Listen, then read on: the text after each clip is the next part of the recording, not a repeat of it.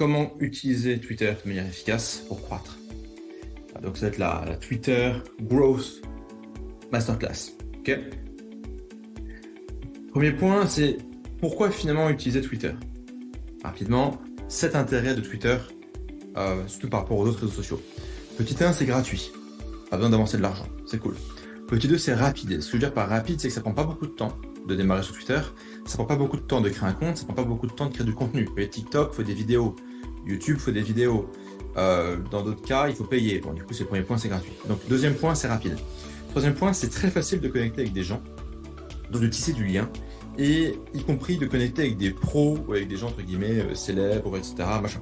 Je vous montrerai par exemple comment sur un de nos comptes, en 4 jours, on a réussi à être suivi par Gary Vee, qui sur la crypto est quand même un des grands noms et un des gros influenceurs. Petit 4, c'est la qualité du lead. Moi, ce que j'observe, c'est que les leads qui viennent de Twitter savent pourquoi ils sont là. Ils sont dans l'ensemble plutôt intelligents et dans l'ensemble plutôt acheteurs. C'est que quand je compare du trafic YouTube, TikTok, Instagram et Twitter, ce qui est le plus efficace pour moi, c'est Twitter. C'est vraiment là où on a chopé le plus de leads, de bonne qualité et du lead qui est acheteur. Parce que nous, ce qu'on veut, c'est pas juste des gens qui vont ouvrir des emails, mais des gens qui sont acheteurs.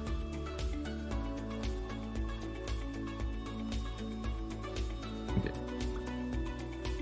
Petit 5, sur Twitter, il y a un effet de réseau. C'est qu'en gros, si vous êtes suivi par plein de gens, on va suggérer votre compte à d'autres gens.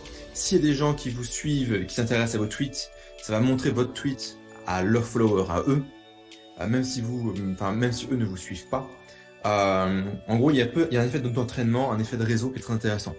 Ce qui est peut-être plus compliqué, genre sur d'autres plateformes. Encore une fois, ça se fait très rapidement. Petit 6, il y a un droit à l'erreur. Un truc qui est cool avec Twitter, c'est que vous écrivez de la merde, vous dites une bêtise, au pire vous supprimez, d'accord? Vous pouvez supprimer bien plus tard. Alors dans certains cas, pour les comptes célèbres, il y a des gens qui vont faire des captures d'écran de tout, et du coup ils vont pouvoir ressortir 3 ans plus tard, mais si, regarde, t'avais tweeté quelque chose de pas bien. Bon, ça c'est pour les gens qui sont vaguement célèbres, je vais vous dire, au pire ça amuse 3 cons sur internet, et ça s'arrête là. Aussi longtemps que vous ne faites pas de trucs, je dirais, profondément amoral, stupide, illégal, etc. Mais a priori il n'y a aucune raison. Donc le 6, c'est qu'il y a un droit à l'erreur. Droit à l'erreur, il est important parce que pour démarrer, souvent on se dit ouais attends, démarrer, faire des choses, etc. Qu'est-ce que vont penser les gens? Est-ce qu'ils vont m'entrer dans la gueule? Et si je me trompe, et si je dis une bêtise, etc. Et ce qui est bien avec Twitter, c'est que du coup il n'y a pas d'excuses. Il n'y a pas de ouais je peux pas, je sais pas, j'ai un doute, faut que je réfléchisse, je sais pas qu'est-ce que je peux faire comme tweet, je vais quand même réfléchir longtemps ce que je peux tweeter, etc. Non. Parce qu'il y a un droit à l'erreur et que je supprime votre contenu, qui est très facile à faire, très rapide à faire et gratuit à faire, eh bien vous êtes bien. 7, sur Twitter, il y a la possibilité d'être anonyme. En fait, quand vous êtes sur YouTube, on attend quand même de vous que vous montriez votre gueule. Il y a quand même ce truc-là sur YouTube, on veut voir votre gueule. Sur Instagram, on veut voir votre gueule. Sur TikTok, on veut voir votre gueule, sauf si vous faites un compte de best-of, de motivation, etc. Ce qui marche, ceci dit, encore relativement bien sur TikTok.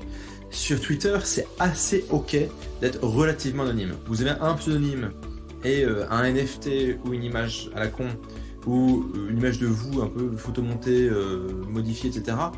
Les gens sont ok avec ça. Vous pouvez exister avec un pseudonyme, vous pouvez exister avec un nom qui est un pseudo complètement débile.